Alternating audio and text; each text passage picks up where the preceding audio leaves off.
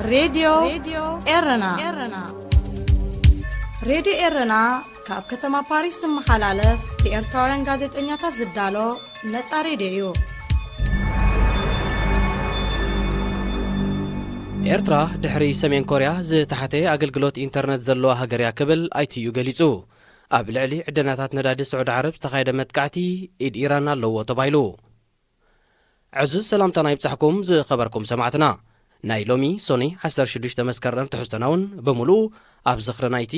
ኣብ 18 መስከረም 2001 ፍጻሜ ጸሊም ታሪኽ ኣብ ኤርትራ ዘተኮረ ክኸውን እዩ መከታልኩም ብኽብሪ ንዕድም هذه إذاعة إرنا ዜና ብዝርዝር ኣብዚ ዓለም ካብ ዘለዋ 288 ሃገራት እታ ዝተሓተየ ኣገልግሎት ኢንተርነት ዘለዋ ሃገር ሰሜን ኮርያ ኣህጉራዊ ማሕበር ቴሌኮሙኒኬሽን ብዘቕረቦ መጽናዕቲ መሰረት 25 ሚልዮን ብዝሕ ህዝቢ ኣብ ዘለዋ ሰሜን ኮርያ እቲ ኣስታት 20,000 ወይ ድማ 0.1 ጥራዩ ኣገልግሎት ኢንተርነት ክረክብ ኪኢሉ ንሰሜን ኮርያ ስዒባ ዝወሓደ በዝሒ ተጠቃሚ ኢንተርነት ዘለዎ ሃገር ኤርትራ ምዃና እቲ ኣብ ትሕቲ ሕቡራት ሃገራት ዝተሓቆፈ ማሕበር የመልክት እዚ ማለት ድማ ካብ ኣስታት 5 ሚልዮን ብዝሕ ህዝቢ ኤርትራ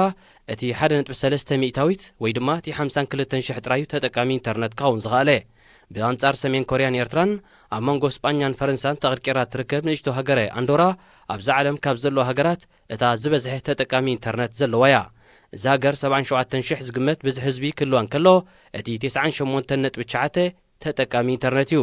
ኣይስላንድን ኖርዌይን ነዚ ሃገር ስዒበን ነፍሲ ወከፈን 98.6 ከምኡ ድማ 98.4 ሚእታዊት ካብ በዝሒ ህዝበን ስሩዕ ኣገልግሎት ኢንተርነት ይረክብ ብደረጃ ዓለም በዝሒ ህዝቢ ተጠቃሚ ኢንተርነት 4.54 ቢልዮን ኣቢሉ ክገማገም እንከሎ እዚ ድማ 58.8 ሚእታዊት ካብ መላእ በዝሒ ህዝቢ ዓለምና እዩ ብቐዳም 14 መስከረም ነዳዲ ኣብ ዝዕደነሉ ክልተ ከባቢታት ስዑድ ዓረብ ድሕሪ ዝተኻየደ ናይ ሰብ ኣልቦ በረርቲ መጥቃዕቲ ኢድ ኢራን ከም ዘለዎ ኣሜሪካ ወቒሳ ሕቲ ኣቐዲሙ ናይቲ መጥቃዕቲ ሓላፍነት እኳ እንተወሰደ ኣሜሪካ ግና ኢድ ኢራን ኣለዎ ክትብል መግለፂ ውፅያ ስዑድ ዓረብ እውን ነዚ ተኸቲላ እቲ ናስታት ፍርቂ ካብ ፍርያት ነዳድያ ኣሰናኺሉ ዘሎ መጥቃዕቲ ኢድ ናይ ወፃኢ ሃገራት ከም ዘለዎ ጠቒሳላ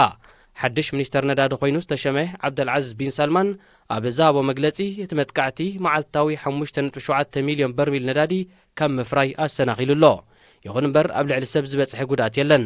እቲ መጥቃዕቲ ዝተኻየደ ንጉስ ሳልማን ንወዱ ዓብደልዓዚዝ ሚኒስተር ነዳዲ ኮይኑ ከገልግል ካብ ዝሸመሉ ሒደት መዓልትታት ጸኒሕ እዩ ኣብ ልዕሊ ማዕርፎ ነፈርትን ዕድና ነዳዲ ዝካየደሉ ቦታታትን ብሰብ ኣልቦ በረርቲ ንኡስ መጥቃዕታት ከካይድ ጸንሐ ሕቲ እዚ ኣብ ሳልስቲ ዘካይዶ እቲ ዝዓበየ እዩ ነቲ መጥቃዕቲ ንምክያድ 10 ናይ ሰብ ኣልቦ መጥቃዕታት ከም ዘካየደ ዝሓበረ ሕቲ ኣንጻሩ ኩናት እንተቐጺሉ እቲ ግብረ መልሲ ክሕይል ምዃኑ ኣጠንቂቑ ኢራን ብወገና ሕቲ ኣብ ልዕሊ ስዑድ ዓረብ ዘካየዶ መጥቃዕቲ ሞጊሳ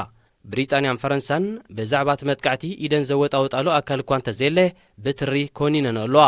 ስዑድ ዓረብን ሕቡራት ኢማራትን ኤርትራ ንትርከበን 31 ሃገራት ብልፍንቲ ኣሰሊፈን ኣብ ልዕሊ ሕትና የመን ኣብ 2015 ዝኸፈቶ መጠነ ሰፊሕ መጥቃዕቲ ክዕወታሉ ኣይከኣላን ጥራይ ዘይኮነ መዋፅኦ ኣብ ሰኣናሉ ኩነታት ሸኺልዎን ከም ዘሎ ብሰፊሑ ይግለጽ ንወደባት ኤርትራ ከም መናሃርያ መጥቃዕቲ ኣብ ልዕሊ ሕቲ ክትጥቀመሉ ዝጸንሐት ሕቡራት ኢማራት ዓረብ ኣብ ገማግም ቀይሕ ባሕር ናይ የመን ዝነበረ ሰራዊታ ክትስሕብ ከም ዝተገደደት ኣይርስዓን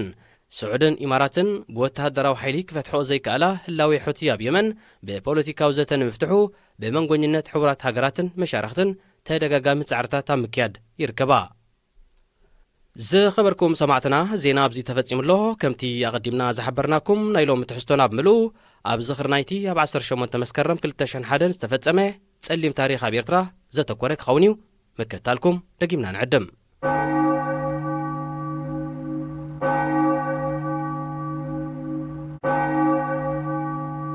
ጋዜጣታት ብሕቲ ሕጊ ሃገርን ሕጊ ፕሬስን ብምፅራረምን ብሕጊ ንክሰርሓ ንዝተዋህበን ተደጋጋሚ መዘኻኸርን ዕድልን ብምንጻገን ካብ ሎሚ 18 መስከረም 2001 ጀሚረን ንግዚኡ ደው ንኽብላ መንግስቲ ኤርትራ ወሲኑሎ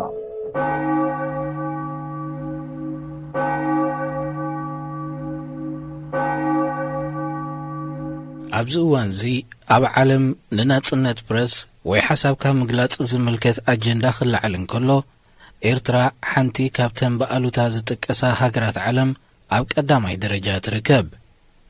ታሪኽ ኤርትራ ከም ዝምስክሮ ናጻ ፕረስ ኣብ ኤርትራ ርሑቕ ከይከድና እኳ ኣብ 50ታት እንተርኢና ኣብቲ እዋንቲ ዝሕተማ ዝነበራ ጋዜጣታት ክሳብ ክንደይ ብናጽነት ይሰርሓ ከም ዝነበራ ኣብ ጊዜኡ ንዝነበረ ዴሞክራሲያዊ መስርሕ ክሳብ ክንደይ ኣበርክቶ ነይርወን ናይ ትማሊ ታሪኽ እዩ። ድሕሪ ናጽነት ኣብ ዝተረኣየ ምዕንባብ ናጻ ፕረስ ንብዙሕ ሃገራዊ ተስፋ ኮይኑዎ ነይሩ እዩ። መንግስቲ ኤርትራ ንፕረስ ዝምልከት ሕጊ ብሃታሃታ ሓንፂፁ ኣብ ግብሪ ኸውዕሎም ከሎ ኣብቲ ግዜቲ ንዝሓተቶ ናይ ወጻኢ ረድኤት ንምርካብ ዳ እምበር ብሓቂ ኣብ ናጽነት ፕረስ ኣሚኑ ይኮነን ዝብል ኣረኣእያ ብሰፊሑ ይስማዕ እኳ እንተኾነ እተን ሕትመታተን ናብ ህዝቢ መዓልታዊ ክዝርግሓ ጀሚረን ዝነበራ ናይ ብሕቲ ጋዜጣታት ህዝቢ ኣብ ምንቅቓሕን ሓበሬታ ምትሕልላፍን ብቐሊሉ ዘይግመት ኣበርክቶ ገይረን እየን። 11 ዓመት ከም ዝቕንያት እዚግና እቲ ሓቀኛ ገጽ መንግስቲ ኤርትራ ኣብ ጉዳይ ናጽነት ሓሳብካ ምግላጽን ናጽነት ፕረስን ዘርአየ ፍጻሜ ተራእዩ። መራሕትና ትርጉም ናጽነት ፕረስ ክሳብ ዝጠፍኦም ኮይኖም Why isn't there any free press in Eritrea? What is free press? Press which is not run by the government. There is no free press anywhere. It's not in England, it's not in the United States. So we'd like to know what free press is in the first place. እቲ ኣብ መጀመርያ ናጽነት ተራእዩ ዝነበረ ህዝቢ ብናጻ ሓሳቡ ዝገልጸሉን ሕተታቱ ብናጻ ናብ መራሒኡ ዘቕርበሉን መድረኽ ኣብ ዝካየደሉ ዝነበረ እዋን እውን መሰል ሓሳብካ ምግላጽ ኣብ ኤርትራ እናም ቆልቆለ ይኸይድ ከም ዝነበረ ህዝቢ ዝተዓዘቦን ዘስተብሃለሉን እዩ ነይሩ። ኣብ ማዕከናት ዜና ኤርትራ ንመንግስቲ ዝምጉስ ዳእምበር መንግስቲ ዝወቅስ ክወፅእ ኣይፍቀድን እዩ ዝብል ዕላል ኣሎ። ሓቂ ድዩ? ማዕከናት ዜና ብመንግስቲ ጥራይ ምውናኑ ዲሞክራሲያዊ ምዕባሌና ኣይሃስን ዶ? بمنجست زونن معكنا زينا خساب كندي حرايو أنا حنت نجر دقيمة خرجات صاد دليل من البعض تبع قدامي تحته ومليسيا نرى نحنا كحزب تحابينا نجرو المخنيات يبلنا سرقتي كونان زحنخ نجر يبلنا نهيزبنا مسل كنجهس نهيزبنا مسل كنكنتر كابنا هيزبنا مسل مقفاف نتقمل له نجر سلزي إلا زي سكف نجر يبلنا يا أخلك ترتع بحقي يا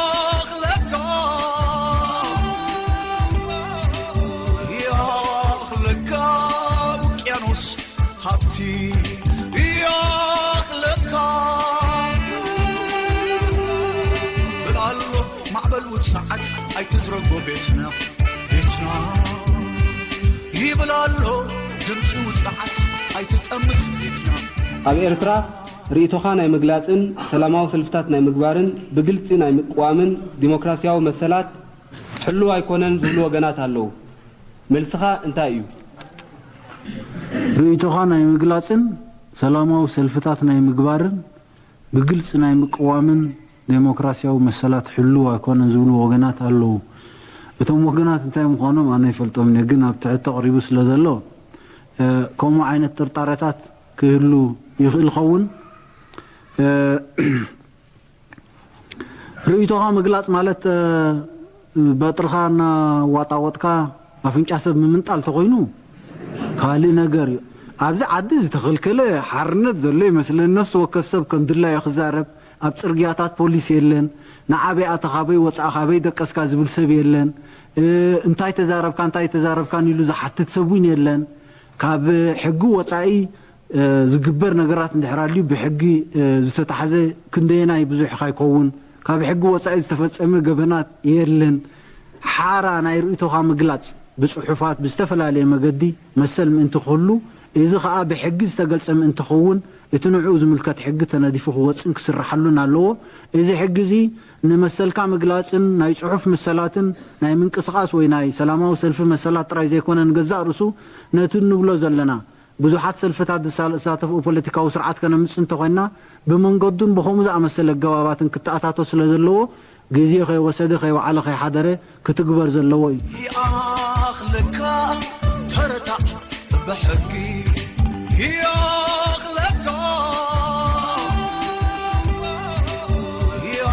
أخلك وكيانوس حبتي يا أخلك بالعلو معبل وتسعت ساعات أي تزرقوا بيتنا بيتنا يبلالو دمسو ساعات أي تتأمت بيتنا بيتنا مسكرم كلتشحن حدن منقس إيرترا نايبحتي غازيطاتات عاتيو بقلوع غازيطنياتاتن ككاب ترخبولنا لغمه كداغون ابز جمرلو اذي نحقي برز ملكت زوص اواج نيمسل كم زنبره قالع وصيو ابز تفلالي اوانات مرحتي منغستي بغازيطنياتات وصاي ابز حتت الاوان بوصاتنياتات سلازم ولا نحدنت حزب إيرترا زصابا صحفاتي انغدا ناي صلاي مسارح قوينن غازيطنياتاتن هاغروم كحيدوم وزته زبل مسرت زيبلو كستات يغربو نعلاماتن ناي بحتي غازيطاتاتن ابوان كينات مس ኢትዮጵያ ዝነበረን ተራን بقالات ጋዜጠኛታትን دي مبزحتنا بزي ኤርትራ فرين دلو ناي بحتي ጋዜጣታት بدور تعامي بوسون كابيتالن كسابون كابيتال دي بلنون አለዋና እዚ ካፕቲ አመሰራርተን ዝጅምርቲ ታሪክ ገለገለ ጋዜጣታት ክሳብ ኣብ ዝቀረበ እዋን ኦፊስ ደኸፈትሎም ወጋው ኦፊስ እምበር መብዛሕቱስ ፈቅዶ ካፍቴሪያ እንዳሻሂ እንዳኾንካ ሰባት ተኣኻኺብካ ካብቲ ጋዜጣ ድረኽቦለኒ ኢልካ ደይኮነስ ነተን ንሕብረተሰብና እንታይ ዘመሓላልፎ ኣሎ እሱ ከመሓላልፎለኒ ብዝብል ኣተሓሳስባ ተኣኻኺብካ ናይተን መሕተም ጋዜጣ እውን ተሓጋጊዝካ ውፅኢኻ ገሊኦም ድማ ባዕሎም ድሽፍንዎ ረኺብካ ክኸዳ ዝፀንሓ እዩ ልክዕ እዚ ኣብ መንጎ ኣባላት ናይ ግደፍን ናይ ኣባላት ባይቶን ገለ ሒደት ኣባላት ባይቶን መንግስትን ተፈጢሩ ዘሎ ኩነታት ነዘን ጋዜጣታት ቁርብ እንቀሳቀሰን ክኢሉ ክበሃል ይከኣል እዩ እቲ ዝነበረ ሰርኩሌሽን ኣብነቲ ሕታም ጋዜጣታት እናወሰኸ ኸይዱ ብኡ መጠን ህዝቢ እውን ኣፀቢቑ ከንብብ ክሳተፍ ጀሚሩ እዚ ማለት ግን ሓደ ብዚ ክጥቀስ ዘለዎ እንታይ እዩ ሓደ ጽቡቕ ባህሊ ተኣታተሎ ኣብ ኤርትራ ዝነጻ ፕረስ ክሳብ ክንድዚ ዝኣክል ናጽነት ኣለዎ ድዮ የብሉን ኢሎም ዝጠራጠሩ ዝነበሩ ሰባት ሓደ ጭቡጥ መርትዖ ረኺቦም ኣለዎ ክበሃል ይከኣል እዩ ሕጂ ጋዜጣታት ካባና ጀሚርካ ክሳብ ተን ካልኦትን ውሕድ ዝሕትማ ኩሉ ሰብ እዩ ዝገዝአን ዘሎ ኩሉ ሰብ ከዓ ርእቶ ብዛዕባ እዚ ተፈጢሩ ዘሎ ኩነታት ይህብ ኣሎ ምናልባት ተን ጋዜጣታት ነናተን ኣሰራርሓ ክህልወን ንኽእል ኸውን ገሊአን ከም ናይ ክልቲኡ ሳይድ የቕርባ ማለተይ እቲ ህዝቢ ዘምፅኦ ሓበሬታ ወይ ርእቶ ንክልቲኡ ነቲ ገሊኡ ንመንግስቲ ዝወቅስ እዩ ገሊኡ ከዓ ነቶም 15 ኣባላት ዝወቅስ እዩ የእንግዳ ኣለዋ ገሊአን ከዓ እንድሕር ርኢሃየን ሓደ ወገናዊ ኮይነን ኣለዋ ገሊአን እውን ብተዛማዲ ኣብ ክልቲኡ ፀግዐ ከይሓዛ መንጎ መንጎ ኣለዋ ሕጂ ግድን ከዓ ኣይኮነን ፀግዐ ህዝቡ እንታይ እዩ እቲ ዝድለ ነቲ ሕብረተሰብ ዘርብሕ ነዚ ሃገር ሓድነቱ ኣትሪሩ ከም ዝኸይድ ዘተባብዕ ዓይነት ፅሑፋት ከተቕርብ እዩ እቲ ኣረኣእያ ኣነ ከም ውልቂ ክዛረበሉ ዝደሊ ምክንያቱ ምስቲ ናይ ፕረስ ሕጊ ዝበሃል ኣብ ኤርትራ ተሓታትነት ዝበሃል ሓደ ዓብይ ሕቶ ኣሎ እዚ ሕቶ እዚ ቀሊል ሕቶ ኣይኮነን ፅባሕ ንግሆ ዝኾነ ይኹን ሽግር ብጋዜጣታት እንድሕር ዝመፅእ ኮይኑ ተን ጋዜጣታት ክሕተታ እየን ኣብ ኤርትራ ጥራሕ ዘይኮነስ ኣብ ሙሉእ ዓለም እውን ዘሎ ኣሰራርሓ እንዲሁ እዚ በቲ ናይ ፕረስ ሕጊ መሰረት ነቲ ተሓታትነት ዝብል ዝያዳ ኣፅኒዕኻ ነቲ ናይ ህዝቢ ርእቶ ከዓኒ ከየዘናበልካን ወገናዊ ከም ዝኸውን ከይገበርካን ከተቃልሖ ንክልቲኡ ንመንግስቲ ይኹን ንህዝቢ ይኹን ነቲ ዝቃወም ዘሎ ኣካል ይኹን ንኩሉ ሓደ ጥዕና ዘለዎ ሰረት ዘንፅፍ እዩ ከምኡ እንተዘይጌርና ኣብ ህዝቢ ምክፍፋል እንድሕር ኣቲና ነቲ ዘሎ ኩነታት መዝሚዝና ዘይኣንፈቱ ኮነ ትሕዞ እንድሕር ፈቲና ግን ኣፀቢቑ ፀጋም ክኸውን ይኽእል ስለዚ ጋዜጣታት ምስቲ ዝገብርኦ ዘለዋ ጽቡቕ ሓበሬታን ኢንፎርሜሽን ጎኑ ሓላፍነት ክስከማ ክእል ኣለዎ ስለዚ ጎኒ እቲ ዝበልክዎ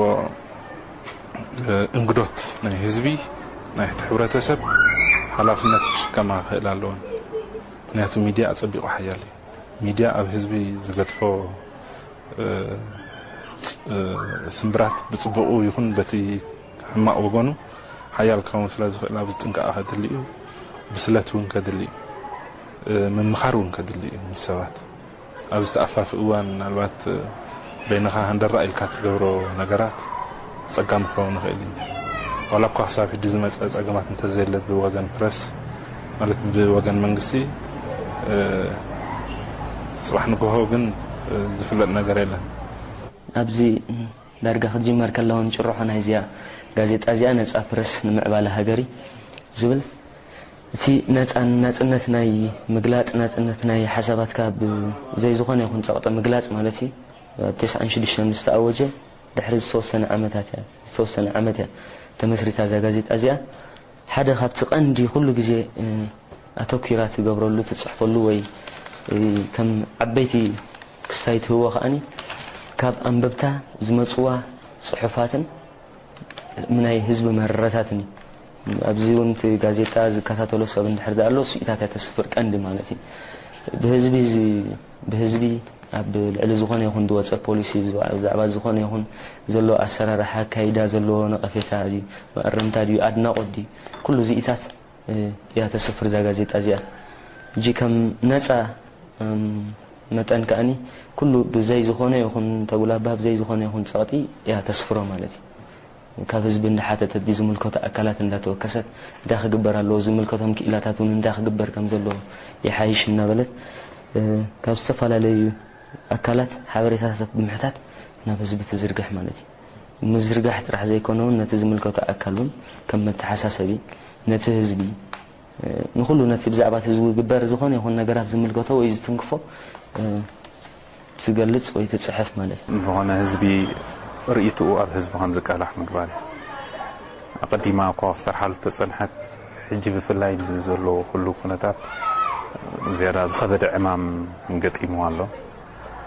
ዝኸበደ ዝገብሮ ድማ ኣብ መንጎዞም ላዕለዎት ሓለፍቲ ህግደፍ ቁሩብ ምሳሓብ ተፈጢሩ ኣሎ ሙሉእ 15 ዝኾኑ ሰባት ገለገለ ሕቶታት ኣልዒሎም ኣለዉ ክበርህ ኣለዎ ድብልዎ ነገራት ሕጂ ኣብ ከምዚ ተራና ንሕና እንታይ ኢና ንፃወት ዘለና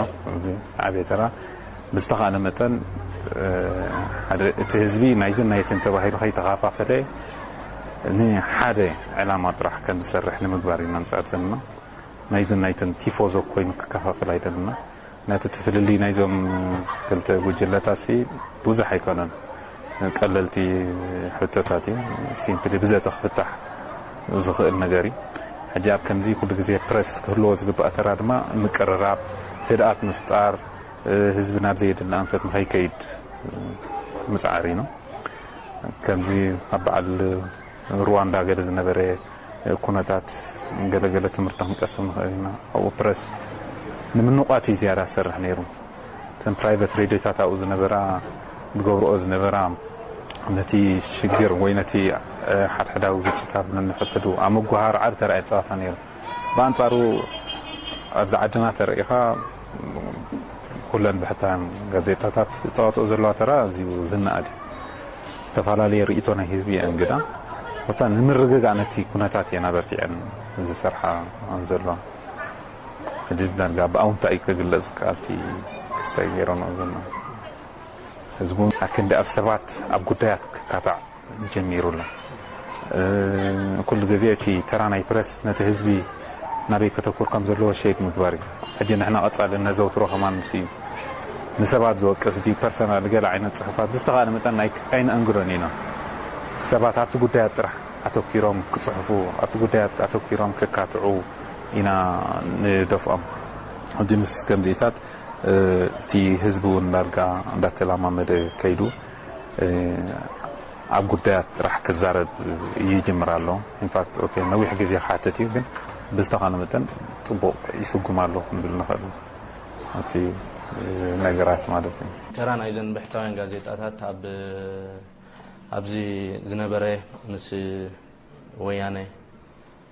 ዝነበረ ኩናትን ግጭታትን ብኩናት ብናይ ኣጽዋር ጥራሕ ደይኮነ ብናይ ሜድያ ግጭቱን ተዛዕበየ ዝነበረ እዩ ተዛዕበየ ከም ኩናት ኮይኑ ዝቐርቡን ኣብ ሓበሬታ ዘሎ ኩናት ይኸብድ ዝብል ኣረኣይ ኣለና እዚ ካብ መጀመሪኡ ክንጅምሮ ከለና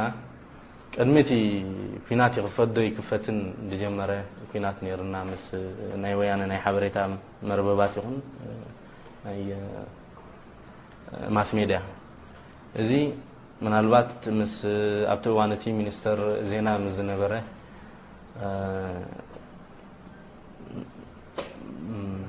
ሚኒስተር በራኺ ሃብተ ስላሴ ብቐረባ እንዳተራኸብና ሓደ ክልተ ግዜ ኮፍ ኣቢሉ ጋዜጠኛታትና ነቶም ኤዲተራት ብምእካብ ዝህበና ሓበሬታታት ነይሩ እዚ ነቲ ንሕና ንምርሖ መንገዲ እውን ሓጋዚ ነይሩ ንኣብነት ኣብቲ እዋንቲ ዝተፈላለዩና ጋዜጣታት ናይ ብሕቲ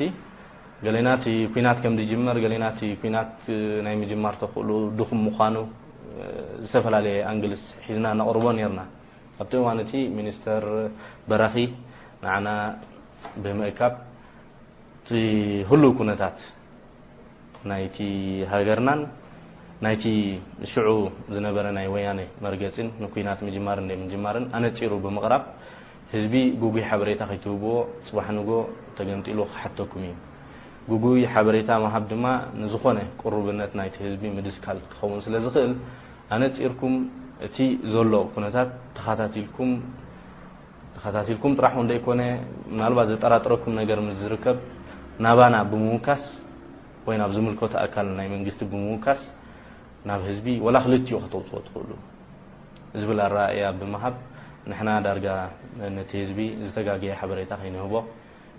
ጽቡቕ ማዕዳታትን ዘትታትን ብምክያድ ነቲ ነገር ንሕና ነቂሕና ንኽንሰርሓሉ ኣዌር ኮይና ዝያዳ ተቢዕና ንኽንሰርሓሉ ኣኽኢሉና እዩ ስለዚ ኣብቲ እዋንቲ ወያነ ካልእ ፕሮፓጋንዳ ንምንፋሕ ክሓስቡ ከለዉ ንሕና እውን ብመንገድና ካብ ዝተፈላለየ ማስ ሜድያ ናይ ዓለም ብዝረኸብናዮ ሓበሬታ ብዛዕባ ውሽጣዊ ኩነታት ወያነን ናብቲ ኩናት ዝነበሮም ኣረኣእያን ከነንፀባርቕ ክኢልና ኢና ኣብቲ እዋንቲ ምስ ምጅማር ኩናት ድማ ወያነ እንታይ ብቕዓቱ ከመዩ ናበይ ገፁ እንታይ ይገብር ነይሩ እውን ምስቲ ህዝቢ ከም ኢዱን ጓንትን ምስ መንግስቲ እውን ከምኡ ተሓጋጊዝካ ብዛዕባ እቲ ፕሮፓጋንዳ ናይ ወያነን ንምፍሻሉን በቲ ሓደ ወገን ድማ በቲ ሽዑ ዘጓንብ ዝነበረ ረፅምታት እውን ነቲ ህዝቢ ብውሽጢ ምትብባዑን ተራ እንዳተፃወታ ንሰፊሕ ክሳብ ክኸላፀን ይሕን ዝተፈላለየ ወራራት ኣብ ዝተፈላለየ እዋናት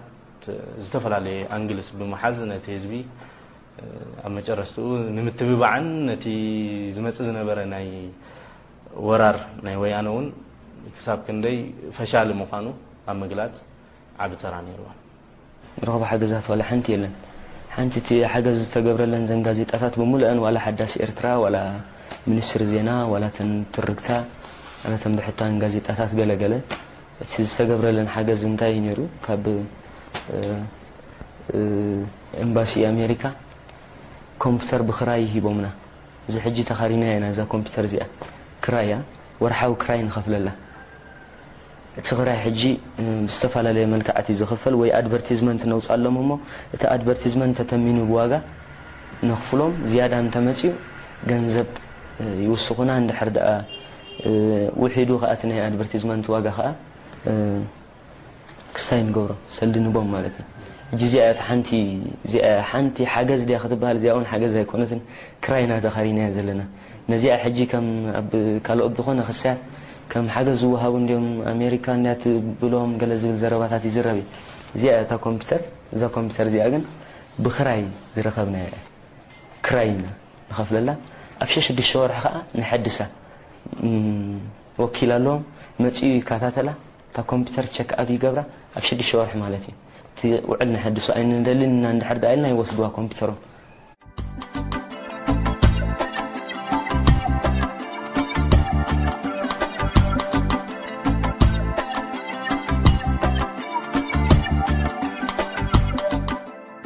ጋዜጠኛታት ኤርትራ በብዝተረኽብሉ ተታሒዞም ሃልዋቶም ክጠፍእ ምስ ጀመረ ኣህጉራዊ ማሕበረሰብ ኣብ ፖለቲካ ኤርትራ ኣቓልቦ ክገብር ግዜ ወሲዱ እዩ እንተኾነ በብእዋኑ ጋዜጠኛታት ወጻኢ ንፕረዚደንት ኢሳያስ ነቶም ኣብ ትሕቲ ቀይዲ ዘለዉ ጋዜጠኛታት ብዝምልከት ሕቶታት ኣቕሪቦም እዮም ንጋዜጠኛ ፍሳሐ ዮሃንስ ጆሹዋ ብዝምልከት ንኣብነት Last time ABC foreign correspondent visited Eritrea, they profiled a former fighter turned journalist and artist named Fesai Yohannes, known as Joshua. Where is he now? I don't know him.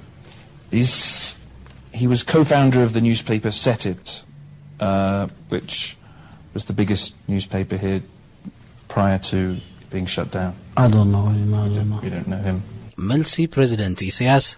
ኣይፈልጦን እዩ ብድርቕታ ኣይፈልጦን እንተኾነ እዚ ቃለ መጠይቕ እዚ ኣብ ዝወጻሉ ሰሙን ኣብ ዘይመልእ ግዜ ፕሬዚደንት ኢሳያስ ምስ ጋዜጠኛታት ዝተሳእሎ ሓደ ካብኦም ጆሹዋ ኣብ መርበባት ሓበሬታ ክወፅእ ግዜ ይወሰደን ዓይኒ ዘንቁር ክሕደት ብምዝራብ ሓቂ ወይ ከዓ ንኽውን ነገር ክትቅይር ዝከኣል ኣይኮነን ዋላ እኳ መንግስቲ ኤርትራ ኣፍ ጋዜጠኛታት ክዓብስ እንተኸኣለ ንናጽነት ሓሳብካ ምግላጽ ግና ብሓይሊ ክጉዕፀጽ ከም ዘይክእል ክፈልጥ ይግባእ ምኽንያቱ ናጽነት ሓሳብካ ምግላጽ ብዝኾነ ይኹን ወገን ዘይቅንጠጥ መሰረታዊ ሰብኣዊ መሰል ስለ ዝኾነ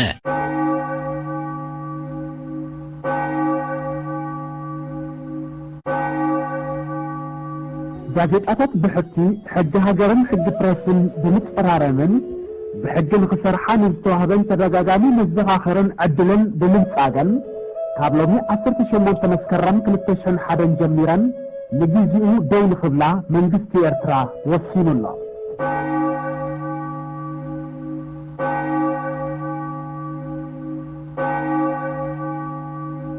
እዚ ተከታተልዎ ዘለኹም ካብ ከተማ ፓሪስ በቐጥታ ዝፍኖ ድምፂ ሬድዮ ኤርናዩ ንምዝኻሩ ኣርሳት ዜና ከስማዕኩም ኣብዚ ዓለም ካብ ዘለዋ 288 ሃገራት እታ ዝተሓተ ኣገልግሎት ኢንተርነት ዘለዋ ሰሜን ኮርያ ኣጉራዊ ማሕበር ቴሌኮሙኒኬሽን ብዘቕረቦ መጽናዕቲ መሰረት 25 ሚልዮን ብዝሕዝቢ ካብ ዘለዋ ሰሜን ኮርያ እቲ ኣስታት 20,000 ወይ ድማ እቲ 0.1 ሚእታዊ ጥራዩ ኣገልግሎት ኢንተርነት ክረክብ ክኢሉ ንሰሜን ኮርያ ስዒባ ዝወሓደ ብዝሒ ተጠቃሚ ኢንተርነት ዘለዎ ሃገር ኤርትራ ምዃና እቲ ኣብ ትሕቲ ሕቡራት ሃገራት ዝተሓቑፈ ማሕበር ኣመልኪቱ እዚ ማለት ድማ ካብ እስታት 5 ሚልዮን ዝግመት ብዝሕዝቢ ኤርትራ እቲ 1.3 ሚእታዊት ወይ ድማ እቲ 52,000 ጥራዩ ተጠቃሚ ኢንተርነት ክኸውን ዝኽኣለ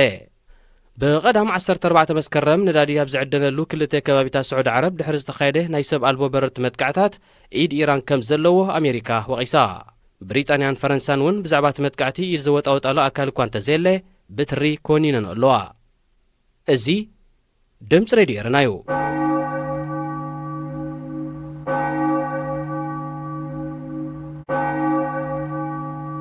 ጋዜጣታት ብሕቲ ሕጊ ሃገርን ሕጊ ፕረስን ብምፅራረምን ብሕጊ ንክሰርሓ ንዝተዋህበን ተደጋጋሚ መዘኻኸርን ዕድልን ብምንጻገን ካብ ሎሚ 18 መስከረም 2001 ጀሚረን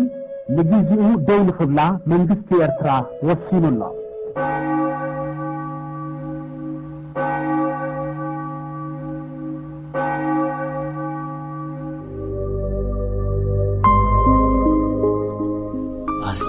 አስቴር ጓልገድሊ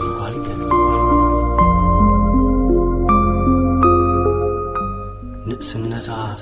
ንቓልሲ እምሪ ዝወፍት አስቴር ትማል ጓልገድሊ ናበይታ ሲኢናያ ብዛ ሲኢናያ ብዓዲ ጠላማ ትረኺባ ገና ኣብ መንገዲ ኤረይ ግራት ዕንበባ ግራት ክዮሪ ክንደይ ተበጅም ወፌ ምልክዕ እምሪ ኣብትናት ክቓጭሖ ኣብትናት ክቐጥሪ ኣይሓረኽን ንሕርያት መሪስ ክባ ምሩፃት ልዕለ ዕንቀ ወርቂ ምልምል ዕምበባታት ኣይነበረን ዶን ሰላም ንጐደና ፍትሒ ብጻልታ ናጽነት ሓርነት ክጽሒ ሕልና ባዲሙ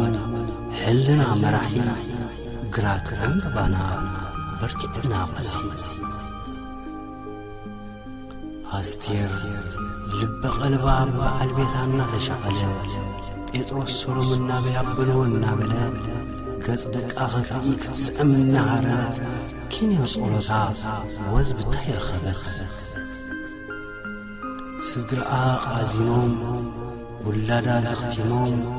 ኣየቦ ኣየደ ሓደግ ተሪፎም ንሱ ድዩ ትኢዳ ከርተታ ጻምዓ ስእሊ ትማል ተጠሊማ እምነቱ ተጐዲኣ ኣስቴር ሕጊ ሽፍታ ረኺብዋ ትማለ ኽትረድእ መን ይረዲእዋ ከምቶም ዝቖደሙ ከይዳ ተቐንበባ ተኽሊ ወይኒ ኸይዳ ዘይኢዳ ረኺባ ይረይ ግራት ቀንበባ ግራት ኺዮሪ ክንደይ ተበጀኝ ወፍዮም ልከ እምሪ ኣብትናትኪ ኻጽፎ ስለናትኪ ኸዝሪ ኣይ ሓረኽን ለሑርያት መሪጽ ክባ ምሩጻት ልዕሊ ዕንቀ ወርቂ ምልምል እምባባታት ኣይነበረንዶን ሰላም ንጐደና ፍትሒ ብጻልታ ናጽነት ሓርነት መጽሒ ሕልና ባዲሙ ሕልና መራሒ ግራተይ ዕንበባ ብርጭና ቐጽሒ ኣታ ፈጣሪ ጊዜ ባህሉ ውፅዑ ዘድምጸሉ ዕንበባ ክኽፈት ደሚቑ ጠሊሉ ዘመኑ ባሃቦ ንዝተበደሉ ኣብየት ክንደይ ድዩ ሓቂቑ ክንደይ ድዩ ስኢኑ ዕምባባታት ደቁ ሰኣን ሓቂ ፍትሒ ተጨፍሊቁ ሰኣን ልውሂ ትሰላም ናምርሒቑ ስእሊ ትማል ተጠሊማ ኣስቴር ክንዝክራይና ዘንቲ ዕለት ክትነብር ንዓኺ ምስቶም ዕምባባታት የረይ ኣብ ልብና ይኹን ፍቕርኹም ክንድሰምስ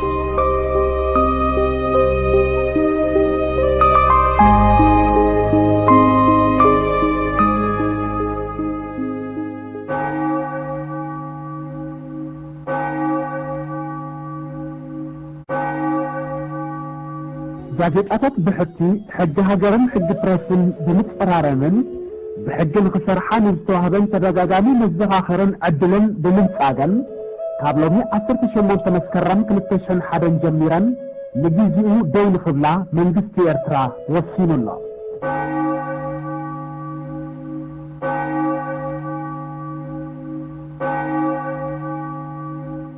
ዝኸበርኩም ሰማዕትና ናይ ሰዓት ዚ ሓፈሻዊ ትሕዝቶና ኣብዚ ተዛዚሙሎ ስለምክታልኩም ደጊምና ንመስግን ፈነወ ሬድዮ ረና ብሳትላይትን ኢንተርነትን ን24 ሰዓታት ቀጻልዩ ሰላም